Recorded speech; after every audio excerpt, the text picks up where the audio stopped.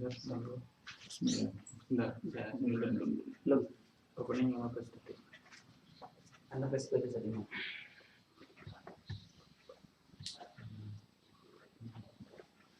Siapa?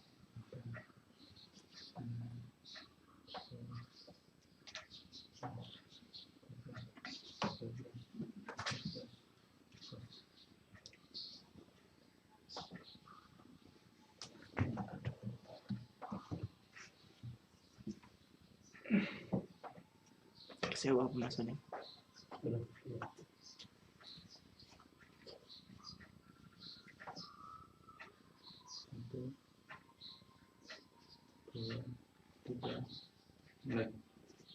Bismillahirrahmanirrahim. Assalamualaikum warahmatullahi wabarakatuh. Alhamdulillahi rabbil alamin. Hamdan katsiran thayyiban mubarakan fih. Mubarakan alaih kama yuhibbu rabbuna wa yardah. Asyhadu an la ilaha illallah wahdahu la syarika lah wa asyhadu anna Muhammadan abduhu wa rasuluh la nabiyya ba'dah.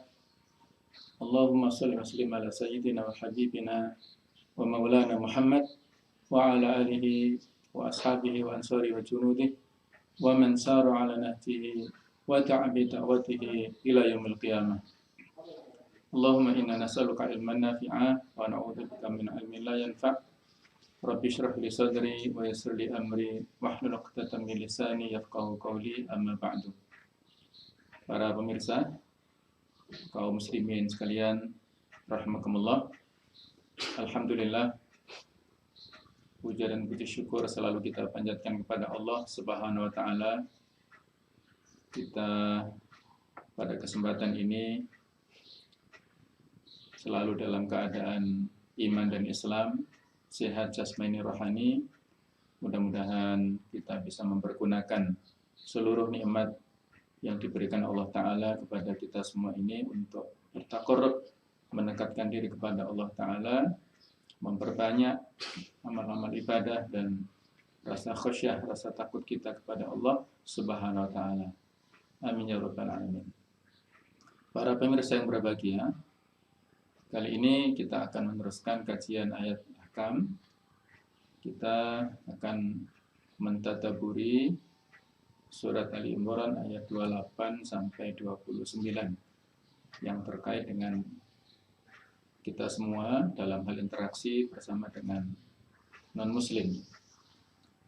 Qala ta'ala, a'udzubillahi minasyaitonir rajim. La yattakhidul mu'minuna al-kafirina awliya'a min dunil mu'minin. Wa man yaf'al dzalika falaysa minallahi fi syai'in illa an tattaqu minhum tuqah wa yuhadzirukumullahu nafsah wa ilallahil masir. Janganlah orang-orang mukmin itu menjadikan orang-orang kafir sebagai wali, sebagai pemimpin, pelindung dan penolong, sebagai teman setia. Min dunil mukminin, dengan meninggalkan orang-orang mukmin.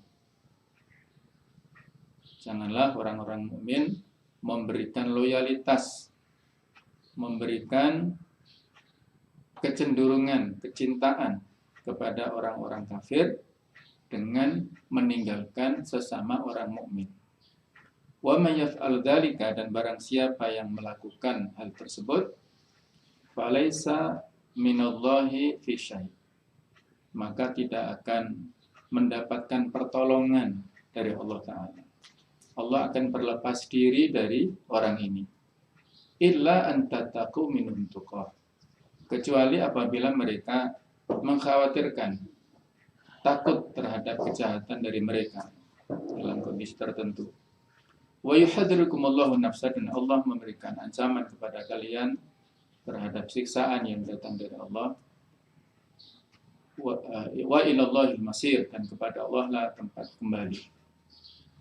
Qul in tukhfu ma fi sudurikum, katakan Nabi Muhammad, apabila kalian menyembunyikan apa yang ada dalam hati-hati kalian, dalam jiwa kalian, autubutuhu, ataupun menyampaikannya, menyatakannya, ya'lamullah, maka Allah akan mengetahui apapun yang kalian sembunyikan atau yang kalian nyatakan itu. Wa ya'lamu ma fis samawati wal ard wa ma fil ardi, dan Allah mengetahui apapun yang ada di langit dan apapun yang ada di bumi. Wallahu ala kulli syai'in qadir. Nah, Allah atas segala sesuatu maha berkuasa.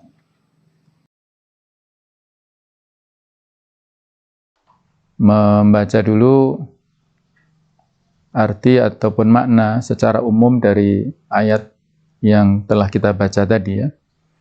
Kata-kata aulia itu adalah jamak dari wali. Wali itu adalah kalau dalam bahasa disebut lafadz mustarak. Lafadz yang satu tapi memiliki makna yang bermacam-macam. Bisa bermakna pemimpin, bisa pelindung, bisa penolong, bisa teman setia. Nah, dalam ayat ini Allah Subhanahu wa taala memberikan larangan kepada kita orang-orang mukmin supaya tidak menjadikan orang-orang kafir itu sebagai aulia, sebagai pemimpin kita, pemimpin, pelindung, penolong, teman setia kita, dengan meninggalkan loyalitas kepada sesama mukmin. Jadi dalam ayat ini memberikan peringatan kepada kita supaya orang-orang mukmin ini tidak loyal kepada orang-orang kafir. Dan barang siapa yang melakukannya itu, maka dia akan ditinggalkan oleh Allah Ta'ala, tidak akan mendapatkan pertolongan, tidak akan mendapatkan perlindungan dari Allah Ta'ala. Allah berlepas diri dari orang-orang mukmin ini. Illa antataku minhum tuqah, kecuali dalam kondisi tertentu yang kita khawatir terhadap perilaku dan kejahatan mereka. Kata-kata tuqah itu masdar, yaitu isim makna dari kata at-taqiyah. Barangkali yang biasa kita dengarkan atau yang kita ketahui selama ini kata-kata at-taqiyah. At-taqiyah itu semacam alibi. An yudariya al-insan makhafata syarrihi. Seseorang melakukan interaksi secara sopan santun, berbaik interaksi dengan sesama orang yang lain, khawatir kejahatannya. Kalau di antara kita barangkali mohon maaf ada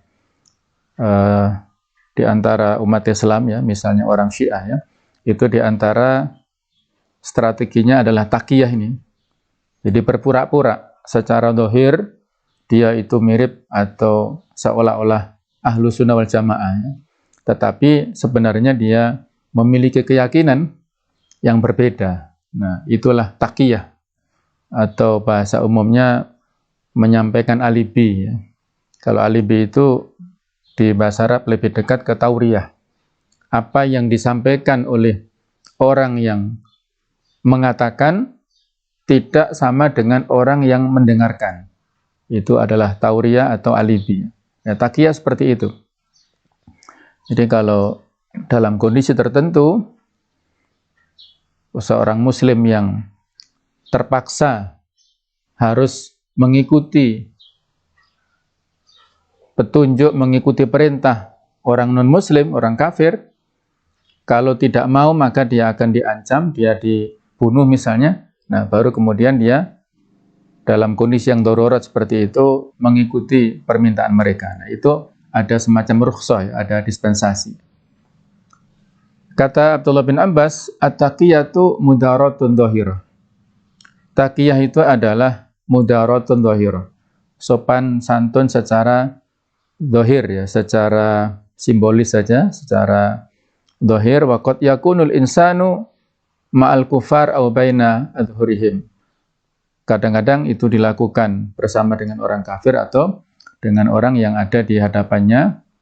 Fa yattaqihim bilisanihi, menjaga diri dengan lisannya, wala mawaddata lahum fi qalbihi, tetapi hatinya tidak ada rasa simpatik, tidak ada rasa sayang kepada mereka. Itu maksud daripada at-taqiyah atau at-tuqah. Nah, para pemirsa yang berbahagia, dalam ayat ini Allah Ta'ala melarang kepada orang-orang mukmin, kita semua masuk di dalamnya, untuk memberikan loyalitas kepada orang-orang kafir, berdekatan kepada mereka dengan landasan mawaddah ataupun mahabbah, kecintaan. Itu dilarang dalam ayat ini.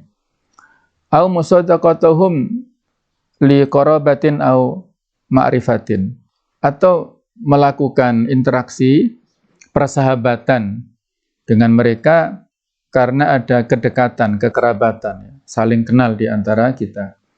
Li'annahu la yanbaghi lil mu'minin an yuwalu a'da Allah. Karena tidak patut bagi orang-orang mukmin untuk berwala kepada musuh-musuh Allah. Min ghairil ma'qul an yajma'al insanu baina mahabbatillah azza wa jalla wa baina mahabbati a'da'ihi. Karena secara logika itu tidak mungkin bertemu antara kecintaan kepada Allah dan kecintaan kepada musuh-musuh Allah. Itu secara logika tidak masuk ya. Kita mengaku cinta pada Allah, kita mengaku mahabbah ya, memiliki keridhaan kecintaan kepada Allah Ta'ala, tapi pada saat yang sama kita cinta kepada musuh-musuh Allah, orang yang suka menentang perintah Allah, yang suka meninggalkan perintah Allah, yang suka melanggar larangan-larangan Allah. Itu sesuatu yang tidak logis. Li'annahu jama'a bainan naqidaini, karena dia telah memadukan antara dua hal yang kontradiktif, yang bertolak belakang ya. Faman ahabballah abghadha a'da'ahu. Barang siapa yang cinta kepada Allah, konsekuensinya dia juga harus membenci musuh-musuh Allah. Inilah makna kalimat tauhid yang kita ucapkan setiap waktu, setiap saat ya. Kita bersyahadat tauhid la ilaha illallah. Ini para ulama tauhid memberikan penjelasan kepada kita bahwa syahadat tauhid la ilaha illallah ini memiliki dua rukun. Rukun yang pertama adalah la ilaha, yaitu kita berlepas diri. Tidak ada zat yang patut untuk kita cintai. Tidak ada zat yang patut untuk kita ibadahi secara benar. Tidak ada zat yang patut untuk kita taati kecuali Allah Ta'ala. Jadi rukun yang pertama adalah la ilaha, itu mengandung konsekuensi al-bara', berlepas diri, melepaskan diri dari segala macam isma, segala macam sesembahan, segala macam ketaatan, kita lepaskan diri semua dari segala macam tuntutan, kecintaan dan sebagainya itu. Kemudian illallah, konsekuensi rukun yang kedua adalah kita menetapkan al-wala, loyalitas hanya kepada Allah Ta'ala. Rasa mahabbah kita, khauf kita, perlindungan atau permintaan, permohonan kita hanya kepada Allah, dan semuanya kita tetapkan bentuk penghambaan hanya kepada Allah. Ini keterkaitannya antara syahadat tauhid yang sekali lagi mengandung dua rukun. Rukun pertama adalah al-bara', dan rukun yang kedua adalah al-wala. Al-bara' artinya berlepas diri. Berlepas diri dari segala macam isma, berlepas diri dari segala macam ketergantungan, dari loyalitas kepada selain Allah Ta'ala, dan kita tetapkan al-wala itu hanya kepada Allah Subhanahu wa Ta'ala. Fala yajuzu lil muslim an yuwaliya ghairal mu'minin. Maka setiap muslim tidak boleh memberikan loyalitas kepada orang-orang mukmin. Fa yattakhidhu minal kufar alladzina yatarabbasuna bil mu'minina su'. Sehingga mereka konsekuensinya nanti kalau berwala kepada orang-orang muslim, mereka akan menjadikan orang-orang kafir itu, mereka menunggu kesempatan untuk berbuat buruk kepada orang-orang mukmin. Jadi kalau berwala adalah berarti menjadikan mereka sebagai sahabatnya, cinta kepada mereka, minta pertolongan kepada mereka wa yatruku ikhwanahul mu'minin, dan meninggalkan sesama mereka, sesama muslim. Falaisa bainal iman wal kufur nasabun wasilah. Antara keimanan dengan kekufuran itu tidak ada nasab dan tidak ada hubungan, ya. Memang dalam aturan, ya, dalam fikih pun juga diatur di antara fikih mawaris, ya. Dalam hubungan warisan misalnya, di antara sebab terhalanginya seseorang itu mendapatkan warisan adalah karena ikhtilafuddin, perbedaan agama. Seorang anak yang muslim tidak bisa mewarisi dari ayahnya yang kafir. Begitu pula kebalikannya, ya. Jadi perbedaan agama ini menghalangi adanya hubungan. Apakah hubungan dalam hal perwalian ataupun dalam hal warisan itu terputus dikarenakan perbedaan agama ini. Kemudian di penjelasan berikutnya penulis dari Syekh Ali As-Sabuni mengatakan, wa yatruku ikhwanahu al-mu'minin falaysa bainal iman wal kufri nasab wasilah. Fal ayatul karimah tuhadhiru min muwalatil kafirin illa fi hali darurah. Ayat mulia ini memberikan ancaman kepada kita dari berloyal atau berwala kepada orang-orang kafir illa fi hali ad-darurah, kecuali dalam kondisi yang darurat, yang terpaksa saja. Wa huwa halu ittiqa'i syarrihim, pada saat kita mengkhawatirkan kejahatan mereka atau perlakuan buruk dari mereka, wa tajannubi dararihim, menjauhi doror atau hal yang bahaya yang dari mereka, awil khaufi minhum, kita takut dari mereka, fatajuzu muwalatuhum, maka boleh loyal kepada mereka, bisyarti an yaktasira dzalika ala dhahir. Tapi catatannya secara dhahir saja, ma'a idmaril karaha wal bughd lahum fil batin. Di batin kita, di hati kita tetap harus menyimpan kebencian, ya. Kita tidak boleh, ya.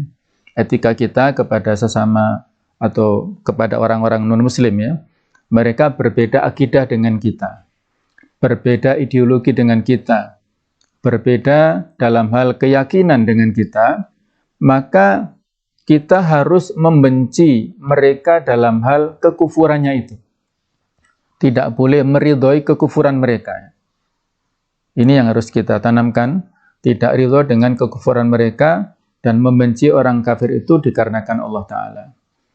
Kita tidak boleh setia kepada mereka, ya.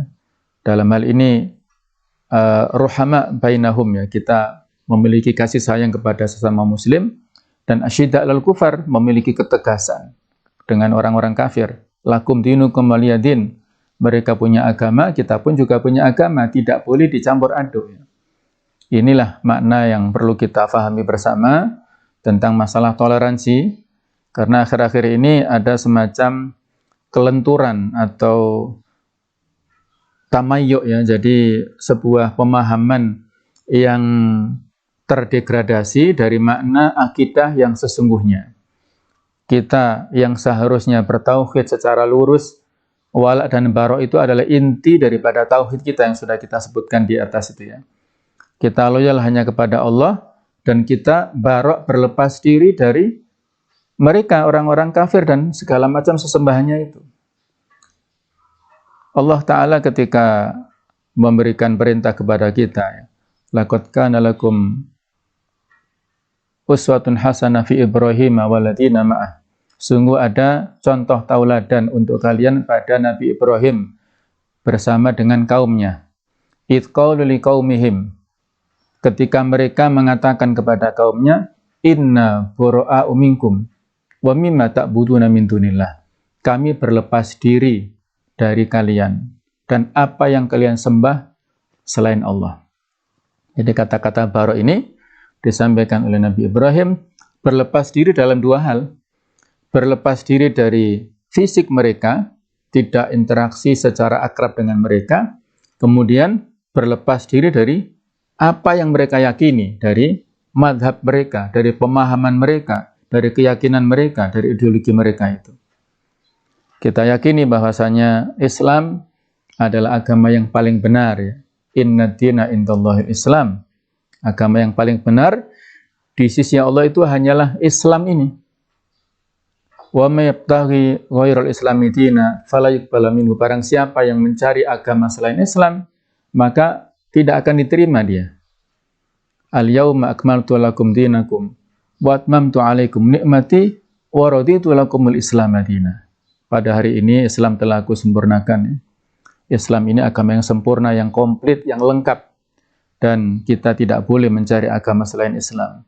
Kita harus yakini agama yang paling benar hanyalah Islam, dan tidak boleh memiliki keyakinan sekecil apapun ada agama, ada ideologi selain Islam yang benar. Itu tidak boleh.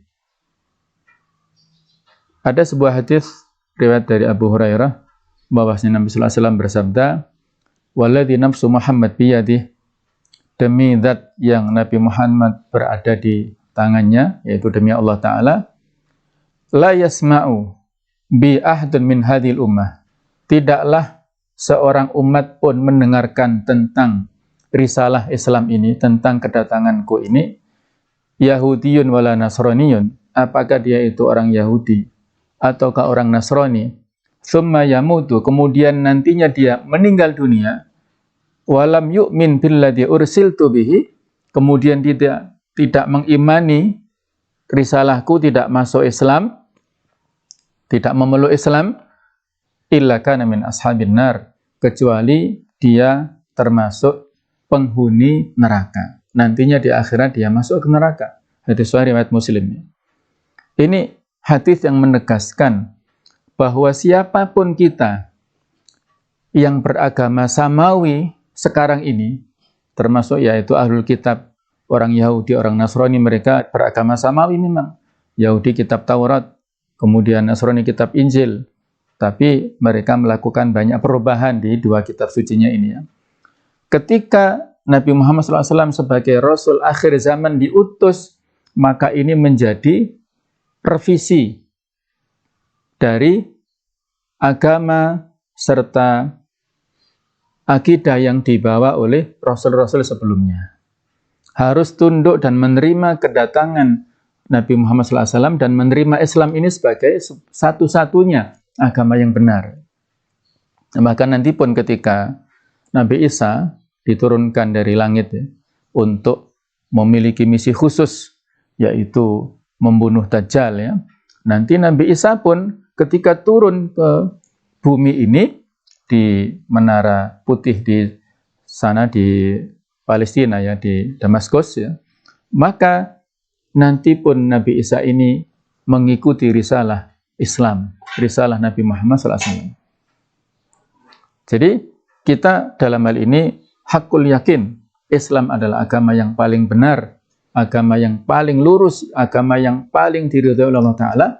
Sehingga apa? Dalam hal ini kalau ini sudah clear, dalam keyakinan dalam hati kita sudah mantap seperti itu, maka kita tidak boleh memiliki kecenderungan sama sekali dengan isme-isme, dengan mazhab-mazhab di luar Islam, keyakinan di luar Islam. Mereka yang non-muslim ini adalah objek dakwah kita. Kita dakwahkan mereka kepada Islam dengan cara yang baik ya, dengan interaksi yang baik ya. Inilah yang perlu untuk kita pahami bersama tentang etika berinteraksi ini. Islam ini agama yang sempurna, yang syamil, kamil, yang integral, mutakamil, yang saling menyempurnakan antara satu sisi dengan yang lain, tidak terpisah-pisah. Nah, ketika Islam ini hadir adalah rahmatan lil alamin, rahmat bagi seluruh alam. Islam ini bukan hanya rahmatan lil mu'minin, lil muslimin saja. Islam ini hadir sebagai aturan, sebagai rahmat untuk seluruh alam.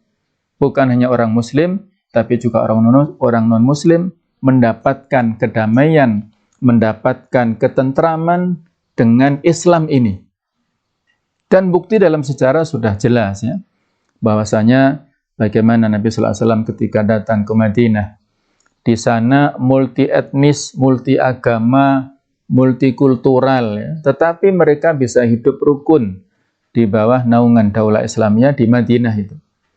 Beliau melakukan strategi ya, untuk menata masyarakat yang baru di Madinah, paling tidak ada 3 strategi yang beliau lakukan.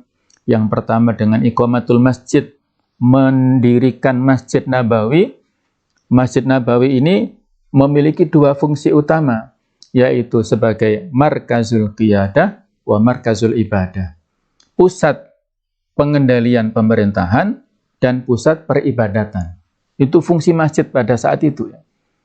Sehingga kalau kita sekarang ini masjid-masjid, apalagi kondisi lockdown ini ya, yang sepi ya, ini perlu untuk kita sayangkan, dan nanti insya Allah tidak lama, mudah-mudahan segera berakhir ya pandemi ini. Kita harusnya mengembalikan fungsi masjid ini. Ada 2 fungsi itu, markazul qiyadah, masjid sebagai pusat pengendalian penataan masyarakat. Di sana Rasulullah SAW dengan para sahabat bermusyawarah menyelesaikan urusan umat, menyelesaikan masalah keduniaan, bahkan latihan perang juga di sana. Ya. Itu beliau berkumpul dengan para sahabat, menyelesaikan segala macam masalah di masjid. Di samping fungsi yang kedua, markazul ibadah. Kalau yang kedua ini sekarang dan beberapa dekade ini sudah berlaku ya, tapi kalau yang pertama ini yang belum. Nah, jadi beliau melakukan di masyarakat Madinah seperti itu. Mendirikan masjid untuk menata masyarakat baru. Yang kedua, al-mu'akhad bainal ansar wal muhajirin, melakukan menyaudarakan antara orang-orang Ansor dan Muhajirin ya, yang ada saat di Madinah. Orang Ansor sebagai penduduk asli sana menolong saudara-saudara mereka yang datang Muhajirin dari Mekah yang tidak membawa harta, tidak membawa makanan, tidak punya pakaian, ditolong oleh orang-orang yang ada di Madinah. Orang-orang Ansor itu mereka bersaudara, dan bahkan kekeluargaan dan persaudaranya melebihi daripada saudara kandung. Ada yang punya harta separuh, ya, seperti ada Sa'ad bin Rabi' yang disaudarakan dengan Abdurrahman bin Auf. Aku punya harta separuh, punya harta banyak, separuh untukmu, separuh untukku. Dan aku punya istri juga, silahkan kamu pilih mana yang kamu sukai, aku akan ceraikan. Nah, maka 2 untukmu, 2 tetap aku. Nah, ini saudara yang luar biasa. Al-mu'akhad bainal ansar wal muhajirin. Yang ketiga adalah melakukan perdamaian antara orang Muslim dengan orang-orang non-Muslim yang di sana sudah ada Yahudi, sudah ada Nasrani sebelumnya itu. Itu ada Piagam Madinah yang fenomenal itu kan. Jadi masyarakat Muslim itu tidak anti dengan adanya pluralitas. Keberagaman itu sesuatu yang alamiah. Dan masyarakat Muslim setelah membuktikan toleransi yang tinggi dengan perbedaan keyakinan, perbedaan agama, sesuatu yang sangat wajar. Ya, walaupun di sana ada gesekan-gesekan. Ya. Ketika beliau datang ke Madinah, itu ada tokoh yang diangkat oleh orang-orang dari suku Aus dan suku Khazraj. Ya. Tokoh yang ibaratnya diangkat sebagai pimpinan lah, atau seperti seorang raja lah, yang bernama Abdullah bin Ubay bin Salul. Ya. Dia ini, ya kita tahu, gembong munafikin. Ya. Aslinya beliau non-Muslim. Dan sebelum kedatangan Nabi ke Madinah, beliau ini seorang tokoh sentral di sana. Dan baru saja belum lama. Nah, ketika beliau datang ke Madinah itu ada pergeseran. Pergeseran sentral, kecenderungan ya. Masyarakat Madinah yang sebelumnya menghormati Abdullah bin Ubay, ya, memposisikan dia sebagai pimpinan, itu Nabi SAW datang ke Madinah, akhirnya bergeser kepada Rasulullah SAW, sehingga timbul hasad, kedengkian itu timbul, dan dia sudah, pengaruhnya sudah hilang di kalangan pengikutnya, ya. Sehingga tidak ada pilihan kecuali dia pura-pura, ya. Jadi masuk Islamnya itu pura-pura. Jadi aslinya dia Yahudi, tapi karena sudah tidak punya pengaruh terhadap masyarakat di Madinah, dia pura-pura masuk Islam. Nah, tapi dia sering menentang nasihat Rasul dan suka memprovokasi. Namun putranya sendiri yang bernama Abdullah juga, itu masuk Islam dan menjadi sahabat pengikut Nabi SAW. Dan loyalis Nabi SAW. Bahkan ketika bapaknya sudah dalam taraf kedengkian ataupun melakukan provokasi yang sangat maksimal di internal umat Islam, itu anaknya sendiri yang menawarkan kepada Nabi SAW, ya Rasulullah, kalau Anda izinkan, aku akan penggal kepalanya, kepala ayahku itu. Daripada nanti kalau orang lain yang membunuh ayahku, aku dendam kepadanya, lebih baik aku sendiri yang membunuhnya. Sampai seperti itu ya. Loyalitas seorang sahabat walaupun kepada ayahnya sendiri, tapi karena ayahnya masih kafir, masih belum masuk Islam, maksudnya walaupun pura-pura muslim ya, tapi dia akan munafik. Munafik itu dohirnya saja muslim, tapi batinnya menyimpan kekafiran. Nah, tapi Nabi melarang, sabar ya. Saya tidak ingin ada dampak fitnah yang lebih berat dari ini. Saya khawatir ada tuduhan dari mereka, kenapa Muhammad membunuh sahabatnya sendiri? Karena secara penampakan Abdullah bin Ubay ini pura-pura masuk Islam. Sama dengan yang lain, suka ke masjid, suka sholat, dan sebagainya ya. Jadi walaupun namanya Abdullah, tapi dia tetap dalam kondisi agama yang lama itu. Ada nama Abdullah yang tercela ya, Abdullah bin Ubay ini, dan juga ada Abdullah bin Sabah, sama-sama provokator juga ya. Nah, jadi kalaupun demikian Nabi tetap secara interaksi beliau baik dengan orang-orang non-muslim ini ya. Di Madinah beliau baik dengan orang-orang non-muslim secara zahir ya. Tapi batinnya itu menyimpan kebencian dengan orang-orang kafir ini karena mereka tidak mau menerima Islam. Jadi kita pun juga seperti itu ya. Baik para pemirsa yang berbahagia, sababun nuzul ayat 28 di surat Al-Imran ini adalah dikarenakan adanya semacam fenomena saat itu ya. Jadi ayat ini diturunkan berkenaan dengan kondisi orang-orang mukmin. Mereka punya sahabat, punya teman-teman yang beragama Yahudi. Sudah dikasih nasihat bahwasanya kalau kalian sudah masuk Islam, tolong kalian berlepas diri dari teman-teman Yahudi itu. Mereka masih non-muslim ya. Jangan berinteraksi dekat-dekat dengan mereka ya. Tapi orang-orang ini nggak mau menerima nasihat teman-temannya itu ya. Mereka terus menjalin komunikasi dekat dengan mereka. Akhirnya itu disampaikan kepada Rasulullah SAW ya. Akhirnya turunlah ayat ini sebagai teguran kepada orang-orang mukmin yang berinteraksi secara dekat dengan teman-temannya yang beragama Yahudi itu. Versi yang lain, ayat ini diturunkan terkait dengan kondisi Ubadah bin Samit. Beliau ini adalah seorang Ansor yang tokoh yang ya, punya pengaruh yang kuat ya. Pada suatu saat beliau ini menawarkan kepada Nabi Sallallahu Alaihi Wasallam, ya Rasulullah, aku punya koalisi dengan orang-orang Yahudi, punya teman-teman dari orang-orang Yahudi yang cukup banyak. Pada saat perang Ahzab, mau perang Khandaq itu, beliau menawarkan jasa. Ya Rasulullah, bagaimana seandainya saya gunakan orang-orang Yahudi itu, jumlahnya banyak ya, sekitar 500 orang dari Yahudi itu. Bagaimana supaya aku manfaatkan keberadaan mereka itu ya, dan nantinya untuk membantu kita lah dalam peperangan ini. Maka Nabi Sallallahu Alaihi Wasallam diam dan Allah menurunkan wahyu ini, la yattakhidul mu'minun kafirin, janganlah orang-orang mukmin menjadikan orang-orang kafir sebagai wali, sebagai bantahan atau sebagai jawaban permohonan Ubadah bin Samit. Artinya beliau dengan nasihat Allah, dengan wahyu ini tidak boleh menerima bantuan dari orang-orang kafir walaupun ini adalah dalam peperangan ya. Ini yang kemudian disimpulkan oleh para ulama ya. Jadi tentang hukum ya. Bagaimana hukum kita meminta pertolongan kepada mereka orang-orang kafir dalam peperangan, ini para ulama beda pendapat. Menurut mazhab Maliki, la yajuzul isti'ana bil kufar fil ghazwi. Tidak boleh minta pertolongan kepada orang-orang kafir dalam peperangan. Berdasarkan zahir ayat ini, itu pendapat dari mazhab Malik.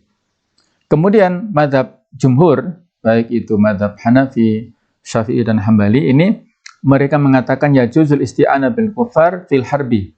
Boleh minta pertolongan kepada orang-orang kafir dalam peperangan, tapi dengan dua syarat, yaitu syarat yang pertama indal hajah, ketika kita membutuhkan jasa mereka.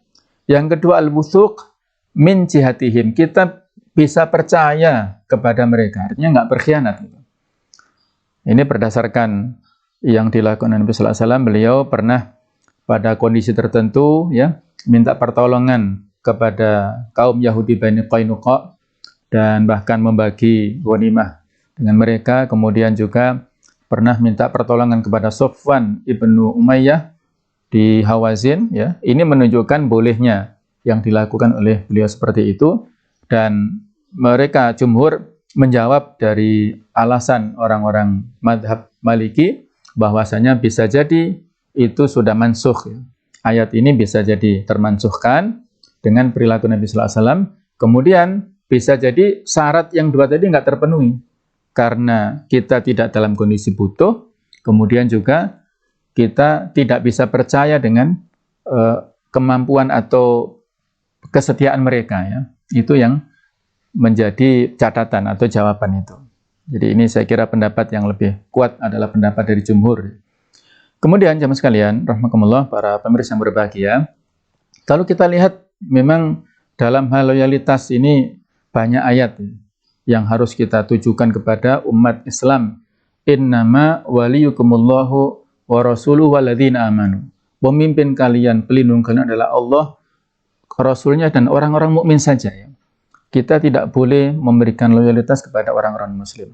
Ada satu contoh bagaimana loyalitas para sahabat ya, yang sangat kuat dengan Rasul, dengan Islam ini. Ada contoh dari Ka'ab ibnu Malik. Dia salah satu di antara tokoh sahabat yang tertinggal pada saat perang Tabuk, yang nggak ikut perang Tabuk, kemudian mendapatkan perlakuan dari orang mukmin, dikucilkan ya, dalam kondisi stres seperti itu, tidak disapa, tidak ditegur, tidak dikunjungi, tidak dikasih salam, pokoknya ada isolasi lah dari orang-orang muslim terhadap Ka'ab bin Malik ini salah satunya. Dalam kondisi tekanan psikologis yang sangat hebat seperti itu dari teman-temannya, dari Nabi sendiri ya. Beliau mendapatkan surat dari seorang raja yang namanya Raja Ghassan ini. Mengirimi surat, ini ada di Riyadhus Shalihin di kitab Taubat ya, di bab Taubat itu. Ceritanya bagus sekali, panjang. Jadi beliau mendapatkan tawaran, aku tahu kondisimu sedang dikucilkan seperti ini. Maka kalau kamu mau gabung ke kita, akan kita kasih jabatan, kita kasih pangkat, kita kasih harta yang banyak. Dalam kondisi yang tertekan, dia mendapatkan tawaran dunia seperti itu. Maka tidak berpikir panjang ya. Ka'ab bin Malik ini langsung merobek-robek surat itu dan marah. Dan sama sekali tidak menerima tawaran dari Raja Ghassan itu, dan dia bersabar mendapatkan perlakuan orang-orang mukmin, dan akhirnya Allah menerima taubatnya ya. Akhirnya Allah menyambut Rasulullah menyambut dengan para sahabat taubatnya, dan kaum muslimin semua di Madinah bergembira ya, dengan kedatangan Ka'ab bin Malik dan dua orang temannya ini. Ini cerita yang singkat yang bagaimana menunjukkan loyalitas para sahabat yang luar biasa kepada Nabi Sallallahu Alaihi Wasallam. Dan kalau kita ingat lagi ya tentang sirah Nabi Sallallahu Alaihi Wasallam, ada kisah tentang bagaimana peristiwa sebelum kejadian Fathu Mekah itu. Jadi Fathu Mekah ini tahun 8 Hijriah, tidak lepas dari barokah, berkah yang diberikan Allah atas kesabaran Rasulullah SAW dengan para sahabat setelah perjanjian Hudaybiyah, tahun 6 Hijriah. Jadi tahun 6 Hijriah itu kan beliau bersama para sahabat mau melaksanakan umroh, yaitu mereka transit di Hudaybiyah, sudah bagian ikhram macam-macam, ternyata tidak boleh masuk Mekah ya. Sudah diboikot. Akhirnya mereka harus membayar dam, ya, dam kafarat karena tidak melaksanakan umroh, harus menyembelih binatang kambing ya. Tapi para sahabat marah, bahkan Umar saat itu marah-marah dan meragukan kerasulan Nabi Muhammad SAW ya. Akhirnya beliau memberikan penjelasan dan tetap nggak mau menerima. Akhirnya beliau mendapatkan nasihat dari istrinya supaya menyembelih dam di hadapan mereka. Akhirnya para sahabat mau menerima nasihat dari beliau, dari Ummu Salamah. Nah, perjanjian Hudaybiyah ini kan ada 4 poin. Poin yang keempat itu kan merugikan ya kepada beliau. Siapa di antara pengikut Nabi Sallallahu Alaihi Wasallam ya dari Madinah yang menyeberang ke Mekah itu nggak boleh kembali ke Mekah. Tapi kalau orang-orang Quraisy di Mekah ke Madinah itu harus kembali ke Mekah. Nah, ini kan seolah-olah ada sesuatu yang tidak adil ya. Terus poin yang ketiganya itu kabilah-kabilah itu dipersilakan untuk berkoalisi dengan Rasulullah di Madinah atau dengan orang-orang Quraisy di Mekah. Nah, yang berkoalisi dengan Rasul itu adalah dari Bani Khuza'ah. Sedangkan yang berkoalisi dengan orang-orang Quraisy itu adalah Bani Bakr. Nah, pada bulan Sya'ban tahun 8 Hijriah itu ada orang-orang tokoh dari Bani Bakr yang melakukan pengkhianatan. Mereka ini sudah ada bibit permusuhan sejak lama pada masa jahiliyah, ya. Jadi kumat kambuh, hobi perangnya itu kambuh. Mereka menyergap orang-orang Bani Khuza'ah ini pada malam hari, yang itu disuplai senjatanya oleh orang-orang Quraisy. Jadi orang Quraisy itu bersekongkol dengan Bani Bakr untuk menyerang itu. Yang akhirnya ketika ini dilaporkan kepada Nabi sallallahu alaihi wasallam di Madinah, beliau menerima laporan itu. Ada sekutunya yang dikhianati oleh orang-orang Quraisy. Akhirnya beliau marah. Ketika Abu Sufyan datang ke Madinah untuk minta maaf, mereview ulang perjanjian itu, beliau tidak mau menemui. Bahkan istri beliau, Ummu Habibah, putri dari Abu Sufyan sendiri, ketika datang ke rumahnya itu tidak boleh duduk di atas tikar. Jangan duduk di sini. Ini tikar suci, tikar Nabi. Jangan duduk di sini. Itu putrinya sendiri seperti itu. Karena begitu loyalnya kepada Nabi Muhammad SAW. Nah, akhirnya Abu Sufyan pun pulang dengan tangan hampa, ya, ketakutan. Ternyata Nabi Muhammad, kemudian para sahabat senior tidak mau menerima negosiasi dari Abu Sufyan. Akhirnya pulang. Nah, Nabi SAW menyiapkan pasukan, tapi harus dirahasiakan. Jangan sampai orang-orang Quraisy menerima atau mengetahui kabar ini. Ternyata ada di antara kalangan orang-orang Muslim, ya, para sahabat itu ada yang apa istilahnya, membocorkan rahasia, ya. Jadi dia yang namanya Hatib ibnu Abi Balta'ah. Dia kirim surat lewat seorang kurir perempuan, ya, punya surat untuk keluarganya di Mekah. Nah, akhirnya Allah Ta'ala memberikan wahyu kepada Nabi SAW. Ya. Wahai Nabi, ini ada ini. Maka Nabi SAW memanggil. Ada 3 orang sahabat. Ada Ali bin Abi Thalib, ada Zubair bin Awam, ada Miqdad al-Aswad. Itu dipanggil. Kalian berangkat ke kebun kurma ini. Di sana ada seorang wanita, ambil surat darinya. Berangkatlah 3 orang ini mengejar wanita yang mau berangkat ke Mekah itu. Sesampai di sana, di kebun itu bertemu dengan wanita ini. Mana surat yang kamu simpan? Aku mau ambil itu, ya, lewat perintah Nabi sallallahu alaihi wasallam. Kata wanita ini, saya nggak bawa apa-apa, ya. Saya nggak ada surat apa-apa, nggak ada. Kata Ali, kalau kamu nggak menyerahkan surat ini, aku akan lucuti pakaian.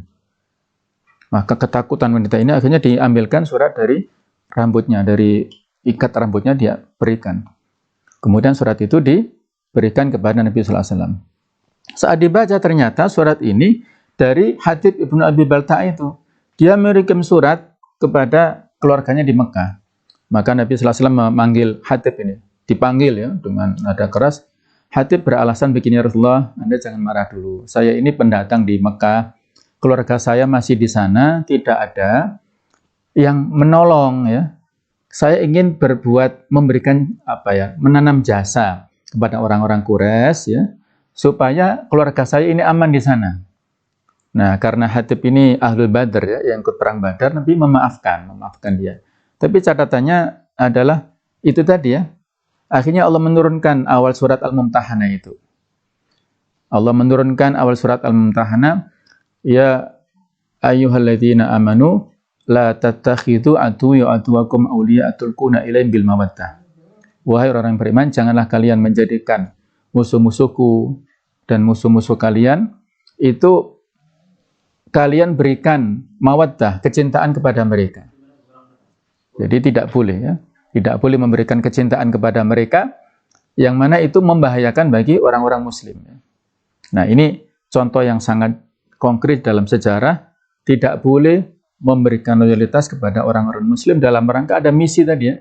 Misi-misi tertentu, mungkin misi pribadi atau mungkin apa yang itu membahayakan agama kita. Adapun kalau itu adalah muamalah duniawi, itu tidak apa-apa. Termasuk surat Al-Mumtahanah ayat 8 bisa kita baca.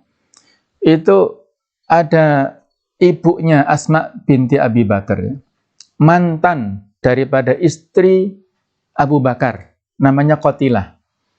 Itu masuk maksudnya dia tidak mau masuk Islam, ya, tetap dalam kekafiran, maka Abu Bakar mentalaknya.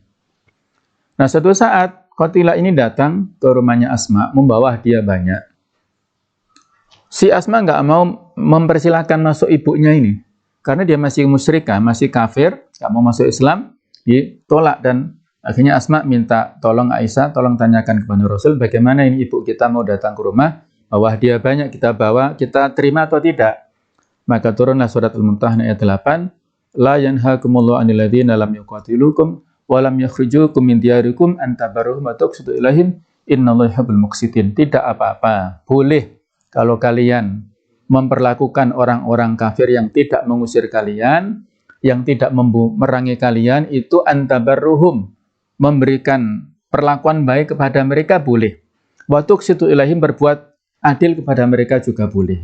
Artinya, kalau kafirnya itu adalah bukan kafir yang muharib, itu kalau dulu ada pembagian, ada kafir muharib yang memusuhi umat Islam, ada kafir dhimmi, kafir yang ada di bawah naungan negara Islam, ada kafir yang mu'ahad, yang dia di negara lain tapi terikat perjanjian dengan negara Islam.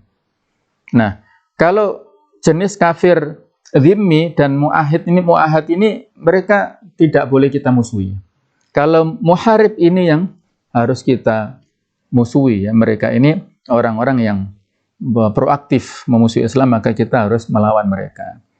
Nah, itu selama mereka ini tidak memusuhi kita, maka bisa berlaku yang baik kepada mereka. Dan dalam Islam ini agama yang objektif, ya. Agama yang adil, memperlakukan orang-orang non-muslim selama mereka tidak melakukan tindak kriminal terhadap kita. Kita objektif. Bagaimana Islam ini menghukumi dalam bidang peradilan pun juga sangat adil. Ada kisah yang sangat terkenal dalam suatu peperangan. Ali bin Abi Thalib kehilangan baju besi. Kemana baju besi? Ternyata dipakai oleh orang Yahudi ini. Maka Ali saat itu sebagai khalifah melaporkan kepada si hakim namanya Syurah, wahai Pak Hakim, saya kehilangan baju besi itu dipakai oleh orang Yahudi itu. Nah, maka dipanggillah antara Ali sebagai pelapor dan terlapor orang Yahudi ini dipanggil dalam mahkamah peradilan. Kata hakimnya, wahai Ali, apakah Anda punya saksi? Kata Ali, ada anak saya. Kata si hakim, persaksian anak nggak kami terima. Adakah saksi yang lain? Kata Ali, tidak ada. Maka Syurah memutuskan kalau begitu baju besi ini milik si Yahudi ini. Coba kita bayangkan, ya, seorang khalifah lebih dari presiden posisinya terkalahkan oleh orang non-muslim dalam kasus ini, ya. Gara-gara dia nggak lengkap, nggak punya saksi. Akhirnya orang Yahudi merasa menang. Waduh. Tapi dia heran, kenapa saya bisa menang, ya? Akhirnya dia hidayah Allah turun dalam hatinya. Dia justru mendapatkan hidayah dan akhirnya masuk Islam dengan keadilan, peradilan di dalam Islam seperti itu. Dia mau mengembalikan. Dia berkata, wahai Ali, betul ini baju Anda saya curi di medan perang. Saya kembalikan. Nah, kata Ali, kalau kamu sudah masuk Islam, nggak perlu kamu kembalikan hadiah ini. Ini saya kembalikan lagi kepadamu sebagai hadiah.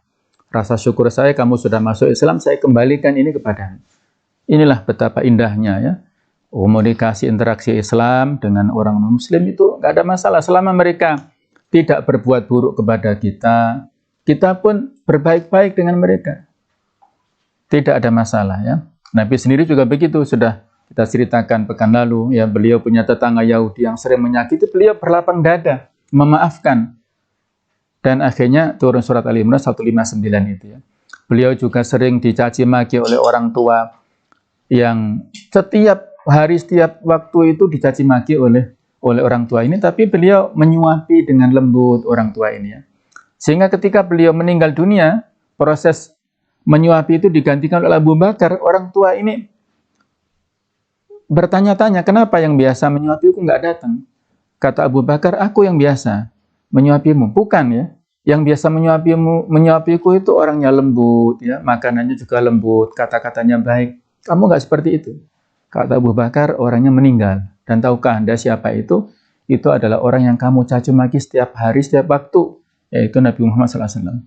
Maka setelah orang tua ini yang Yahudi itu menyesal, menangis, dan menyatakan mohon maaf, serta akhirnya masuk Islam. Gara-gara dia telah telah simpati dengan perlakuan Nabi Muhammad SAW seperti itu. Inilah para pemirsa yang berbahagia, banyak cerita dalam sejarah Islam bagaimana kita umat Islam ini sangat objektif, sangat toleran dengan orang-orang non-muslim. Kita toleran dalam hal muamalah duniawiyah. Tapi kalau soal agama, kita tegas ya. Nabi SAW itu toleran, sangat mengakomodir dalam hal muamalah dengan orang-orang kafir, walaupun secara pribadi beliau diejek, sisi kemanusiaannya beliau itu nggak masalah. Tapi kalau yang diejek itu sisi agama, akidah Islam dilecehkan, syiar Islam dilecehkan, beliau marah, mempertahankan Islamnya. Ini kadang-kadang jangan dibalik ya. Kalau kita salah paham dalam memahami sirah, itu dulu Nabi saja nggak marah, diajak dicaci maki. Nah ini jangan salah. Beliau diajak dicaci maki itu sisi kemanusiaannya, sisi pribadinya. Tapi kalau Islam yang dicaci maki, syiar-syiar Islam yang dicaci maki, ini beliau marah. Peristiwa perang Bani Qainuqa itu ya, pengusiran Bani Qainuqa itu kan membuktikan bahwa kita harus mempertahankan ya, mempertahankan kehormatan umat Islam. Ada seorang wanita muslimah ya yang sedang milih-milih perhiasan, tapi digodain oleh orang-orang Yahudi ya. Dia pada saat duduk ya, itu diikat ujung roknya itu, ujung jubahnya itu di atas. Kemudian ketika dia berdiri, roknya tersingkap, auratnya kelihatan. Maka dia teriak. Saat melihat saudara muslimahnya itu diganggu, dilecehkan oleh orang Yahudi, ada sahabat yang marah, kemudian mukuli orang si Yahudi yang ngelecehkan itu sampai mati. Ya, dia nggak niat membunuh, tapi karena emosi akhirnya mati. Ketika ada orang Yahudi mati, teman-temannya satu pasar berutuk si sahabat ini, akhirnya dia mati. Ketika mendengar itu ada seorang sahabatnya mati karena membela kehormatan wanita, maka Nabi SAW mengerahkan pasukan, kemudian mengepung Bani Qainuqa selama 13 hari itu, dan mereka terusir ya, dikalahkan oleh Nabi dan para sahabat itu. Inilah sejarah dalam Islam yang sangat banyak bisa kita ambil pelajaran bagi kita semuanya. Kita tidak ada masalah secara muamalah dengan mereka, tapi kalau dalam loyalitas kita tetap kepada Allah, Rasulnya, dan orang-orang beriman, kita jangan punya kecenderungan sesedikit apapun dengan mereka. Kita jangan sampai ridho dengan kekafiran yang mereka lakukan, ridho dengan ibadahnya. Bahkan mungkin kita masuk ke tempat ibadahnya, mohon maaf ya, ada yang membaca sholawat macam-macam, ada yang memberikan tumpeng macam-macam. Ini kan ada indikasi keridhoan dengan ideologi mereka. Ini bahaya ya. Ini sesuatu yang bahaya, toleransi yang kebablasan ini ya. Islam tidak seperti itu. Islam ini tegas. Islam ini sesuatu yang tegas, yang sudah jelas kebenarannya, dan tidak mentolerir hal-hal yang seperti itu. Kalau soal muamalah tadi sudah kita tegaskan, kita tidak ada masalah dengan orang-orang Muslim, kita bisa bertetangga dengan mereka. Mereka punya hak bertetangga dengan kita. Mereka juga kalau kelaparan kita bantu, ya kita kasih makan, itu nggak ada masalah. Ada hadis Nabi, la tusahib illa mu'minan, jangan bersahabat kecuali dengan orang-orang mukmin. Wala ya'kul ta'amaka illa taqiyun, janganlah memakan makanmu kecuali orang yang bertakwa. Ini para ahli hadis mengatakan, memakan makanan adalah makan yang itu adalah untuk undangan ya. Itu tidak boleh kalau undangan mengundang orang-orang Muslim. Tapi kalau makan kita itu untuk kebutuhan orang-orang yang tidak punya, walaupun non-Muslim, itu tidak ada masalah ya, kalau mereka memang membutuhkan. Saya kira itu ya, tadabbur singkat kita dari ayat ini, mudah-mudahan ada manfaatnya. Dan sekali lagi ya, mari kita perbaiki ya pemahaman kita, kemudian sikap kita sebagai seorang Muslim itu harus kita objektif ya dalam hal berislam. Kita memang harus memiliki ideologi yang lurus ya. Kita harus punya semangat berislam, tapi kita juga harus objektif, jadi harus moderat ya. Jadi kita menjauhi dua ekstrim ya, ifrat wa tafrid. Ifrat itu hulu berlebihan, tafrid itu merendahkan. Jadi Islam itu agama yang moderat, yang pertengahan ya, yang mana insya Allah dengan tingkah laku kita yang toleran, kita objektif, kita bisa adil dalam memperlakukan orang-orang Muslim, insya Allah mereka justru simpatik dengan kita, dan dengan itulah mereka bisa bersama-sama nanti mendapatkan hidayah dari Allah Subhanahu wa taala. Mudah-mudahan ada manfaatnya. Kurang lebihnya mohon maaf. Ada pertanyaan apa? Oh, cukup ya. Saya kira cukup. Ya. Mudah-mudahan ada manfaatnya. Saya mohon maaf apabila dalam berinteraksi selama bulan Ramadan ini ada khilaf ya. Dan mudah-mudahan seluruh amal ibadah kita diterima oleh Allah Ta'ala dan kita mendapatkan Lailatul Qadar insyaallah. Allahumma balikna Lailatul Qadar waj'alna fiha min uta'uka minan nar. Ya Allah, berikanlah karunia kepada kami Lailatul Qadar dan jadikanlah kita termasuk orang-orang yang dibebaskan dari api neraka di dalamnya. Amin ya rabbal alamin. Subhanakallahumma bihamdik asyhadu an la ilaha illa anta astaghfiruka wa atubu ilaik. Wassalamualaikum warahmatullahi wabarakatuh. Orang yang beruntung, bersihkan harta, sehatkan jiwa. Seberapa kita peduli, sisihkan harta untuk dua apa. Bersihkan harta, sehatkan jiwa. Bersedekah itu indah, berzakat itu pun nikmat. Berinfak janganlah lagi ditunda, salurkan saja ke YDSF.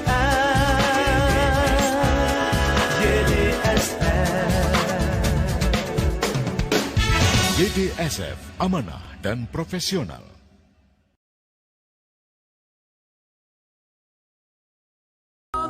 Ramadan ya Habib, Ramadan, Ramadan, laitaka